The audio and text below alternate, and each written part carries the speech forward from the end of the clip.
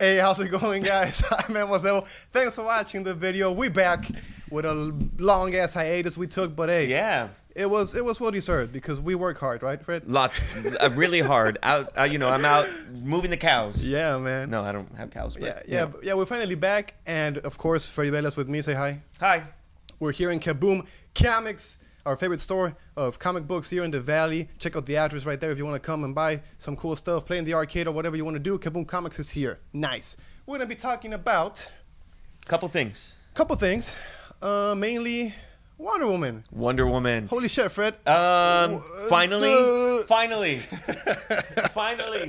The DCEU, may I say, has been saved.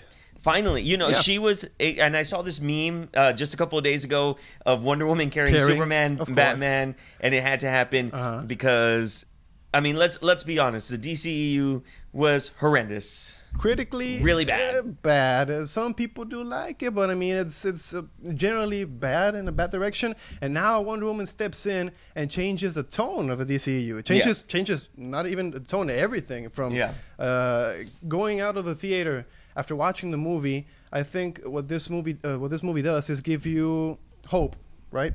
It inspires people. Yeah, it inspires people. It gives hope. It's one of those classic stories like Captain America: First Avenger. Yep. And the 1978 Christopher Reeve Superman. I'm gonna say it is very, you know, they did harken back to the old Superman, but I want to say maybe a little Marvel-esque. Maybe they took some cues from how Marvel did it. You know what I mean?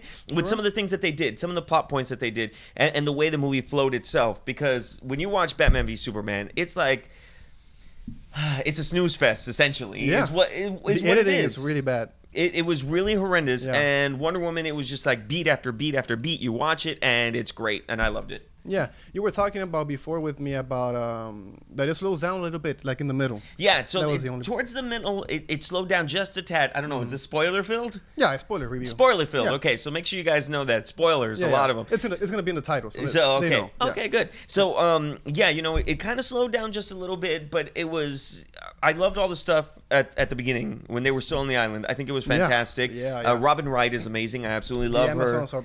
Awesome, dude. I loved her in House of Cards, and I loved her in this. I thought she played a really great role. I'm kind of sad that they killed her off so fast, though. Yeah, I mean, like you, I really liked Paradise Island. It was beautiful, everything, how they shot it. You do believe it's an island that you do believe it could be real, but at the same time it's fantasy. Yeah. So it was really cool. Antiope, I don't know how to pronounce her name. Antiope, whatever. Robin Wright's character was the killer badass from there. Yeah. And you do believe that also. They were great portraying that role. Even Queen Hippolyta was really cool.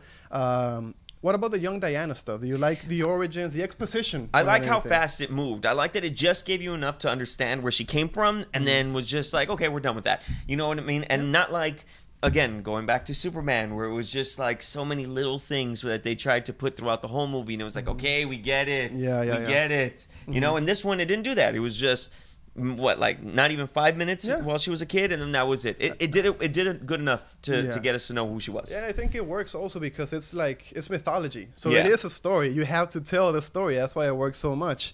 After everything with the Amazons and the battlefield, the island battle, did you like that one? I did. I thought again, I thought it was really cool to see them in full force. I hope that they kind of take that in part 2 and do a little more, because I mean, she has to either go back to the island or the Amazons have to come off, one or the other. You know, but I would have loved to see them at war a little more, just because. Well, for me, I like seeing all that old school type of fighting, and you know, they used bows and arrows and their athletic ability, and you really only saw that at the beginning. And then the only person you saw with that athletic ability after that was Wonder Woman. And let's be real, if she's one of the hardest training people out there in the world, you know what I mean? Like, to have that ability to fight the way she did, that means there has to be someone else out there, or she has to fight again in part 2. Maybe Cheetah? Yeah, I mean, part 2 already, we know it's coming, right? Yeah. And we know Patty Jenkins, the director, is already attached to that one. So people are already like you saying, which villain is going to come next? And Cheetah is really cool. Cheetah's one of her main, you know, enemies. So. And the story with her is so cool, that how magic is involved there. So it could involve magic now in the DCEU, because we don't know when Justice League Dark is coming. So that's another topic for discussion, Justice League Dark. But yeah, what about the big thing for me was the relationship with Steve Trevor. Really? Yeah, because a movie like this talks about love a lot. Yeah. Like love is what can help cure the world, save the world, and compassion, courage, stuff like that. So Steve Trevor's relationship with Diana, because they never call her Wonder Woman. Right? Yeah, no, they never did. She's Diana in this one. So Steve's and Diana's relationship is what made the movie for me, because it was funny, it was romantic, it wasn't like really cheesy, because she does have some lines that are like, love is the only thing that can conquer it all. So stuff like that, and it didn't come out as cheesy. I really like the relationship. So I'm glad that they added it in. What I wish that they wouldn't have taken it as far as they did, because again, spoilers, they sleep together. I kind of wish it didn't get to that point. We don't know if they sleep together. Well, it's hinted that they sleep together. I mean, when the lights dim down and the music, you know what I mean? Yeah, probably bang. But what I'm hoping is that good. I hope that's done. I hope that's in the past. With part 2, let's get over that love thing. You know, she's done her thing. She's fallen in love. She's out. That's it. Because Wonder Woman herself is just like this strong character who, let's be honest, don't need no man. You know what I mean? So that's true. I'm okay that they went there, I guess, but that's it. Like she said, the pleasures of the flesh. Men are for procreation, but pleasure, nah. She didn't need them. She doesn't need them anymore. But what about, you mentioned what's next?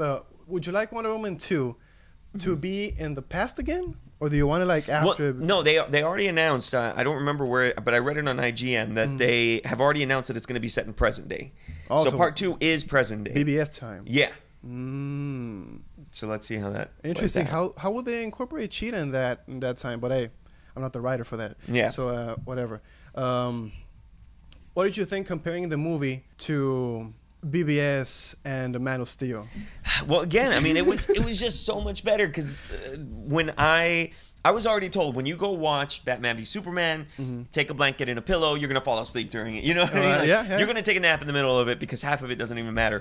But you didn't have to do that with this movie. It felt like the entire time it was just like this roller coaster ride of action, fun, and it kind of reminded you of when, again, Fox finally released Deadpool, and you got that little breath of fresh air. The same type of concept with this, because it was just, at this point, you're like, okay, if this movie does not succeed, like, I'm done. Like, I wipe my hands. I'm walking away. You know what I mean? So, I think they needed this. I think they needed this win, and it was a breath of fresh air, and I really liked how they went with it. Yeah, I really like the comedy with the fish out of water stuff. Yeah. Like Cap in present time, that he was unfrozen, and with, who was the other one? Fish out of water. Thor did that too. Yeah. And Christopher Reeves a little bit. So I think the funny element was managed really well. They didn't overdo it. Like, oh, this is a fork? Like, what the fuck is a fork? But I mean, they really did it with the outfits, with the clothes, with the culture. Like, she also was like, she called the generals cowards. Because it's so different from what she knows of being a warrior. So everything was really new, and she didn't like the world at all. And even if the world was really messed up for her, she tried to save it. She tried to be a hero, save people whenever she can. And Steve Trevor always was like, no, we don't do that here in the real world, Diana. No. And Diana was like, yes, I'll do it. Yes, I'll go. So it was really cool. Did you like the comedy in this one, or was it too much for you? No, I think the comedy was great. I think they did enough to, again, kind of appease the fanboys, but still be able to, you know, make it more relatable, make her relatable. Because again, when you think back, I mean, look at all the times that they've ever portrayed Wonder Woman or Diana as this, like, you know, kind of stoic type of woman that doesn't partake in any jokes. The goddess. You know what I mean? And you look at the cartoons, and she's definitely like that. Yeah. But not in this movie. She was actually humanized, which was great. So cool. Much part of that was Gal Gadot. Gal Gadot as Wonder Woman, I think, is perfect. I think she is gorgeous. She knows how to act. I mean, I think she is Wonder Woman in this one. She is a perfect casting. She embodies what Wonder Woman is, like all the compassion, all the love, all the strength, everything. Wait. Gorgeous. She is, I think, my favorite, like I told you, my favorite female in the superhero comic book movie world. Did you like her acting? Do you think she is Wonder Woman? Yeah, no, she totally sold it to me. I heard a lot of people, you know, kind of criticize her. A lot of people, were like saying that she sucks and she can't act. No. But I thought she was fantastic, because you have to have that type of like naive look, that naive feel to her. And I think she did it. I think she did a great job to be able to kind of portray that. and make you again believe that she wasn't even from here, or well, from the UK, and then to be able to I guess play it that well. So I love it. Yeah. She's gorgeous too. Do you have any favorite scenes that you could pick out where like that stands out? That was my favorite well, one. my favorite, I mean, my absolutely favorite scene was when they went into the German town and they. She practically. And she won the whole battle for them. Yeah. I mean, that whole scene, just from beginning to end, I was just like, wow, dude. Wow. Yeah. Wow. When I mean, the strength also, throwing at the trucks, and then the big tackle to the and again, it didn't look tacky. Yeah, it didn't look like, you know, you're again watching Superman and you're like, that's all CG. Yeah. For just a brief moment, you forgot that she's an actress, and it was just like, wow. What about the lasso? Did you like it? I did like the lasso. I like I'm telling you, I don't think there was a part of this movie. I'm trying to think if there was a part of this movie I didn't like at all. Oh, we'll go with negatives in a bit. Yeah, we'll talk but the lasso was beautifully done. I think the way that they made it work, because again, it could have been cheesy, and it wasn't. Yeah. Comparing Diana to this World War I timeline and the BBS timeline, you see a big change, and that's also what I really liked, because you see in this movie, she's always like doing this face, like confused. Yeah, I can do it. Yeah, but now in BBS, she's all like confident. She knows who she is. So there's a difference. Something happens between the two movies. Something has to have in order for her to be more. Again, back to that confidence level. But I'm glad that they humanized her first before they got to that. So the question is, what happens between Wonder Woman and Batman v Superman for her to... We know it's Steve Trevor dies. Yeah. I think that's a big thing, because you see that in the face. Because she's always doing that face that I told you. And then Steve Trevor dies. Hey, what's up? You also believe... When she screams, no, you also believe that. I felt that because it was so cool. It didn't feel like acting. It felt like, again, she genuinely loved him. It was so cool. And after that, after he dies, her expression changes a lot. Yeah. And she's more serious, more mad. She confronts Ares. And it just changes so much. And I think that was a big change for Steve Trevor. So I'm going to say I did not realize that he was Ares. Did you pick up on that? I knew... Thulin, the actor, was Ares because it was leaked or something. So really? I knew the actor was going to be Ares. So when I saw him, I'm like, Sir Patrick? You're Ares? You look so weak, man. But I mean, the reveal, I knew was coming because I knew he was Ares. But I think for people like you didn't know he was Ares, right? No, I didn't. I went in not hearing the spoiler. So I think the reveal was good for people like you. Yeah. You didn't expect that. Not at all. And so the second we saw him pop up in there, I was like shit. Holy shit. Yeah, like, man. This is real. Yeah. Ares, what about the villain? What do you think about him? I wish I would have shown him more. I wish they would have revealed him a little sooner, just where they could have had more fun with the character. Yeah. Whispering in the ear of mankind. Maybe, unfortunately, they went a little too far with Marvel in that sense, that they did not build up the villain, because it was just like, oh, the villain, whatever. You know what I mean? Because he only popped up, like twice, 3 times in the whole movie, and then that was it. It was done. Yeah, just the final battle was a big thing. Yeah. I like... He has a lot more powers than what he used there. Yeah, of course, he's a god of war. So, but, I mean, they can't do much in the movie. Yeah. It's a lot of powers. But I liked when he was in his armor.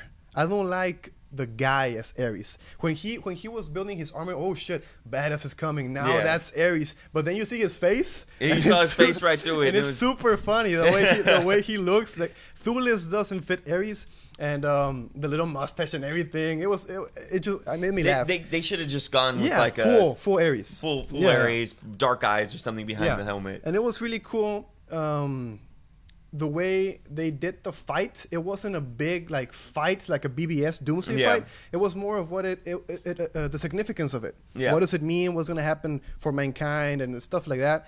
The lightning he throws, I was a little bit weird about that. I think Zeus is the one that should be using that, not him. I mean, like, why does he throw lightning? And then Wonder Woman's bracelets. Yeah, I think they're a little bit too OP. But I mean, everything is toom, nothing, toom, nothing, toom, nothing. And the lightning also comes out from her. So Daniel Galvan, I win. Screw you. I told Dan Galvan that the lightning in that trailer shot. Yeah. When she was like that, I told him that lightning is coming out of her, and he was like, "Why would Wonder Woman shoot lightning?" Told you, Dan. So it was really weird, but I really liked the fight. What did you think of World War II now? Yeah. That Ares is dead. What's going to happen in World War II? Because the big question for me was, if Ares corrupts mankind, right, to create World War I, and then you see the people are hugging it out after he dies. You saw that, right? Yeah, I did. They were like, "Hey, what's up, Germans? Weren't you guys fighting a little bit?" It was weird. So what's going to happen with World War II now? Well, I mean, you can't. There's always wars, and I mean, then Batman v Superman wouldn't have existed if Ares wasn't around. I mean, there's always a piece of Ares, but I think that they even said but they even said it in the movie. They said that mankind will always. There's always darkness in mankind's heart. So even though he's not around, there's still going to be darkness out there. I guess. Right? I guess. What about Danny Houston as Ludendorff? Did you like him? Yeah, I guess he did an all right job. A little too comical, but I guess that was all right. A little too comical, over the top for me was Dr. Poison, dude. Yeah, Dr. Poison was really chemicals. Wait, did she even die? I don't even remember her in the end of that. Remember that Diana picked up like a big ass tank? No, and then she ran away. Yeah, no. She didn't. Did we even see her run? Yeah, I mean she ran away, but then I don't remember if she died though. Did she get they don't even show her anymore after that. They pick up the thing and then she decides not to throw it on her, and then that's it. She disappears. But then there's like explosions and lightning bolts. She died.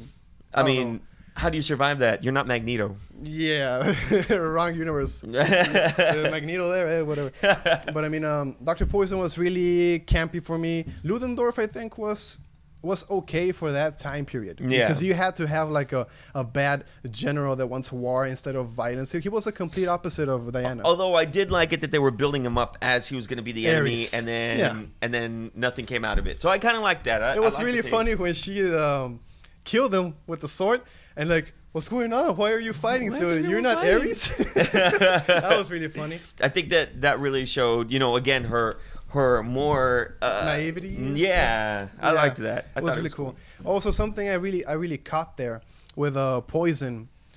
Also, I didn't like the way that he used the little blue one to get strong. It was really weird for me. Like, I mean, so he was obviously sniffing some type of cocaine or some type of like. Super weird. It was the beginning portions of Red Bull. That's what he was essentially drinking. So, and that's what she went on to get known for, Red Bull. So Dr. Poison, Dr. Poison, Red Bull, the creator of Red Bull. Oh, man. No. But again, it was not a red herring, but I guess it would be a little red herring. Just kind of to make you think that he was going to be the main bad guy, and then he wasn't. So. I was also speculating that maybe because of this gas, we could see Venom coming, which is Bane's formula.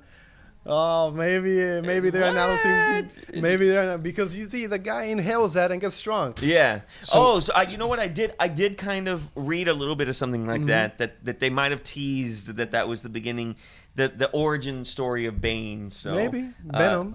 Maybe in the second film. But hopefully they don't make Bane as... I like Bane, don't get me wrong, but hopefully they don't make him as big of a villain as they did with the third Batman movie. Because, I mean, he was just like, this... Overall, Bane was like the main villain, and I kind of hope they don't go back with that. I hope they put that in the past. Because, let's be honest, when you think of Batman, you don't automatically think of Bane. You think of Joker, Penguin, and a lot of these other people that they still haven't really used in a great capacity. And we really need Two-Face to be better utilized, because the past two Batman movies haven't used him very well, I think. Oh, so you think about villains right now in the DCEU, and they use Doomsday already. Well, that's which is weird. Super powerful villain. I think they're probably gonna go Darkseid with Steppenwolf. Yeah. And then maybe Darkseid. So they're gonna go like downwards now because they're fighting the most powerful one, Bane. But again, they're trying to catch up. They're trying to play catch up to Marvel right now and say, oh look, they have Thanos. We're gonna have Darkseid. We're gonna try to show off. That we have the big bad too, because really there is no other like bigger bad or. Yeah, I mean, Darkseid and Brainiac, I think. Brainiac, They're not gonna go next level anti-monitor stuff. They're not gonna go that big. You don't think so? I don't think so. I mean, that's too much. That's probably. I mean, well, Marvel did include Ego the Living Planet. Yeah, that's true. That's a big one. They did include a Celestial there, so I don't. Maybe they go anti-monitor. I don't know. It'll be really cool.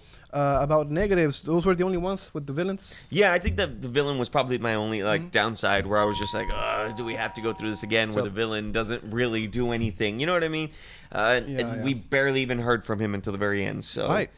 But again, it was an origin story, and if you look at all the other origin stories, the villains aren't that big. So, I mean, they have to go big in the next Wonder Woman movie, I think. Yeah. And even then, we look at Justice League now, the trailers, and it's still just all them. Where's the villain? You know what I mean? Yeah. I want them to keep it that way. I don't want to see what they did with BBS in the trailers. We saw they Doomsday. just showed too much of him? Yeah, they just showed the Doomsday, and they showed you the whole story in the trailer. Yeah. So they were fighting, the big bad comes, they get together, they fight them, and that's it. So they showed the story. I don't want them to do that in the Justice League one. And right now it's looking really cool. Yeah. With this different tone, more comedic, more... Again, we're praying. Yeah, stay in this track, man. We're praying that you're going to do well. So yeah, this movie was really cool. Final thoughts on the movie, Fred? Give us a good one. So good conclusion. So again, if I had to explain it in 5 different words, Gal Gadot is amazingly beautiful. You were thinking about the 4th one. Yeah. Like, what am I gonna say? No, if I had to give it a score, I think it'd be like an 8 point. What did I tell you? 8.7. I think 8.7 out of 10. That's what I would rate it, because that's how amazing this movie was. Yeah. So this movie, and I don't know about you, but I'm not that big of a Wonder Woman fan. I mean, I haven't read that much comics from her, but this movie was really, really cool. A classic story of the origin of a hero, of patriotism and compassion and strength and love. That's why I really like the first Avenger, because it inspires you. You feel good after watching the movie. Because really, isn't that what the Superman or superhero movie is supposed to be like? Yeah, hope. This movie gives more hope than Man of Steel. Yeah, and Man of Steel has the S. So it's like, come on, man. But it was super fun, super thrilling to watch. Gal Gadot, like Fred said, is amazingly beautiful. So cool as Wonder Woman. If she ever sees this. If she ever sees this. And of course, mine, I think I'm going to go a little bit higher, and I say a 9 out of 10. Really? A 9 out of 10. It was super good. I really liked it. There you go. Wonder Woman. Leave the comments what you think about it. Did you like the villains? Gal Gadot, is she beautiful to you? Maybe she's going to be beautiful to everyone. Who am I kidding, right? Yeah, how could she cool. not? So tell us, Wonder Woman, so cool. We can't wait for Wonder Woman 2 with Patty Jenkins. This has been Freddy Vela. Say bye. Bye. I'm Memo Sebo, and of course, we'll see you in the next video. Peace out.